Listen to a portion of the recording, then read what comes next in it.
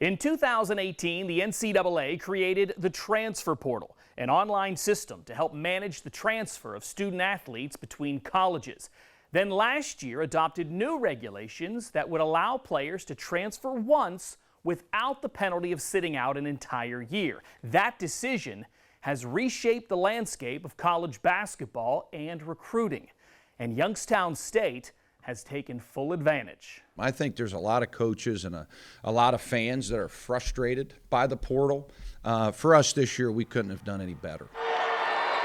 The transfer portal is a double-edged sword, and YSU has certainly lost players to bigger schools, but they have gained more than they've lost.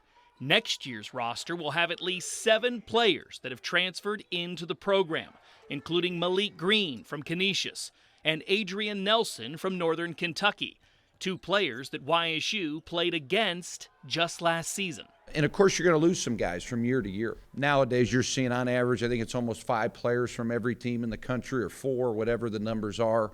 So you just have to adapt to it. I don't know if we know the answer fully, whether it's good or bad. I happen to think that this year for us, for our program, for this year, I think it was really good.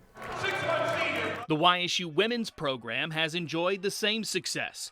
They had 5 transfer players on the roster last year, including their leading scorer and rebounder, Lily Ritz. I think we're all changing, we're all adapting, we're all learning, right? That's the most important thing. You're trying to learn from year to year. But certainly on paper, certainly there's a buzz about our recruiting class. There's a buzz about our women's recruiting class. There's a buzz about the returning players on both teams. It's a good time to be a Penguin. For Sports Team 27, I'm Ryan Allison.